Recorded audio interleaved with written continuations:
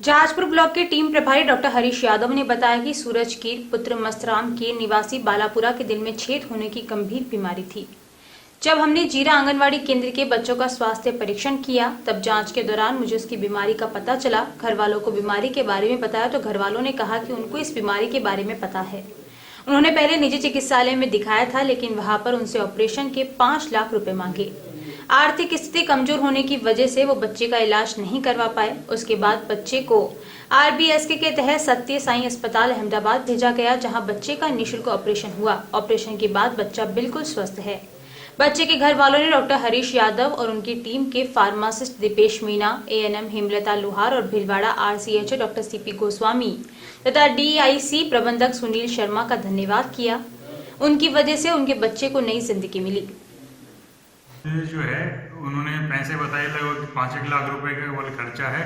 तो उसके बाद में उसके घर वालों के पास में इतनी रकम थी नहीं, तो उसकी वजह से उसके घर वालों ने कहा कि भी पैसे नहीं होने की वजह से हम इसका जो है ट्रीटमेंट नहीं करवा पा रहे हैं।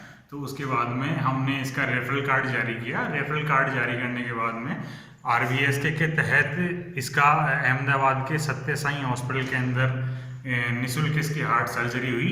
सर्जरी के बाद में अभी इसको डिस्चार्ज कर दिया गया है। डिस्चार्ज करने के बाद में बच्चा घर पे है, बच्चा बिल्कुल स्वस्थ है।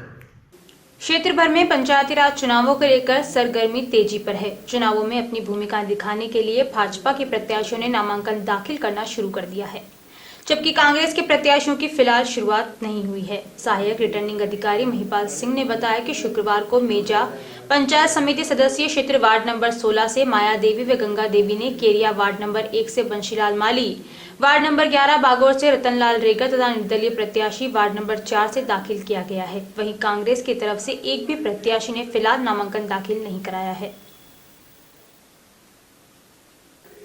शाहपुरा में नवनिर्मित सेंट्रल कोऑपरेटिव बैंक के शाखा कार्यालय के नवनिर्मित भवन का शुक्रवार को राजस्थान तैराकी संघ के अध्यक्ष अनिल व्यास ने अवलोकन किया। उन्होंने शाखा प्रबंधक रामपाल बिरला से बैंक द्वारा ग्राहकों को दी जा रही सुविधाओं के संबंध में विस्तार से जानकारी प्राप्त करने के बाद कहा कि शाहपुरा शाखा कार्यालय से ग्राहकों को बेहतर सुविधाएं उपलब्ध कराने के संबंध में वो भिलवाड़ा बैंक के प्रबंध संचालक तथा जयपुर एपेक्स बैंक के एमडी से मुलाकात कर यहां सुविधाओं की बढ़ोतरी का प्रयास करेंगे। बैंक के शाखा प्रबंधक रामपाल बिरला ने बताया कि क्रय विक्रय सहकारी समिति परिसर में बैंक के नए भवन में शाखा कार्यालय स्थानांतरित होने से ग्राहकों को बेहतर सेवाएं दी जा सकेगी। अनिल व्यास के अवलोकन करने के समय पूर्व सरपंच अशोक भारद्वाज व बैंक के निरीक्षक मोर सिंह भी मौजूद थे। शाहपुरा पंचायत समिति क्षेत्र के इटमारिया ग्राम पंचायत के काशीराम जी का खेड़ा निवासी दिव्यांग किसान नारायण लाल शर्मा ने कृषि में नवाचार करते हुए जैविक पद्धति से थाई एप्पल बोर की खेती कर कृषि विभाग को चौंका दिया। जनवरी आते ही भिलवाड़ा शाहपुरा में सड़कों पर थैलों में हरे छोटे एप्पल के आकार के जो बेर बेचे जाते हैं, ये दिखने में हरे एवं कच्चे होते हैं, लेकिन स्वाद में एप्पल की तरह मीठे लगते हैं। ऐसे बेर का उत्पादन तहसील में पैदा करके शर्मा ने कृषि अधिकारियों तक को चौंका दिया, क्योंकि ये थाईलैंड किस्म के बेर हैं जिन्हें बड़े संघर्ष कठिनाई के बाद अपने वातावरण में पौधे तैयार कर उत्पादन शुरू किया। इटमारिया के पूर्व सरपंच कैलाश चंद्र शर्मा ने बताया कि शर्मा एक पैर से दिव्यांग होने के बावजूद कृषि में थाई एप्पल बोर की खेती करने का जुनून मन में पाल लिया था और महाराष्ट्र के नासिक जिले में जाकर 4 वर्ष पूर्व 4 बीघा जमीन पर 600 पौधे रोपकर खेती की शुरुआत की। 1 वर्ष बाद ही शर्मा ने एप्पल बोर की बम्पर पैदावार लेते हुए 2 लाख रुपए की कमाई की। अगले वर्ष 6 बीघा भूमि में 1500 पौधे रोपकर आमदनी को और बढ़ाया। दिव्यांग किसान शर्मा ने बताया कि कृषि अधिकारी एवं कृषि पर्यवेक्षकों के निर्देशन में जैविक पद्धति से इस कृषि उत्पादन को बढ़ाते हुए अब 2 बीघा कृषि भूमि पर कश्मीरी एप्पल बोर के 500 पौधे लगाए हैं। 1 साल बाद पौधों पर कश्मीर की एप्पल हल्के लाल रंग की शक्ल में बेर आएंगे। अब तक 1800 पौधे खेत में लगाकर उत्पादन ले रहे हैं। कृषि विभाग की आत्मा योजना के अंतर्गत कृषक पुरस्कार योजना के तहत कृषि अधिकारियों का एक दल काशीराम जी का खेड़ा में शर्मा के खेत पर पहुंचा और जैविक पद्धति से कृषि में शर्मा द्वारा किए गए नवाचार को देखा व परखा।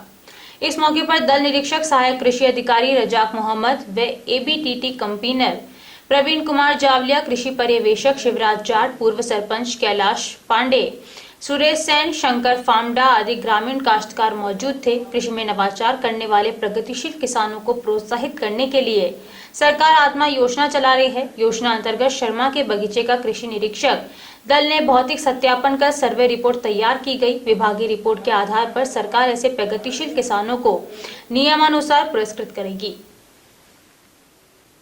कोटड़ी थाना क्षेत्र में एक बार फिर हथियारबंद चोरों ने एक मकान को निशाना बनाते हुए लाखों के आभूषणों पर हाथ साफ कर लिया है।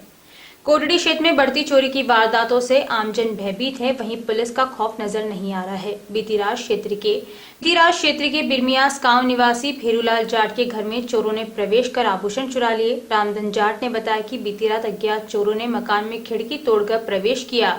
कमरे में छोटे भाई गोपाल की पत्नी संतोष अपने 1 साल के बेटे के साथ सो रही थी। कमरे में 4 लोगों ने प्रवेश किया, जबकि एक बाहरी निगरानी के लिए खिड़की के पास ही खड़ा रहा। कमरे में घुसे बदमाशों के हाथों में कुल्हाड़ी व सरिये थे।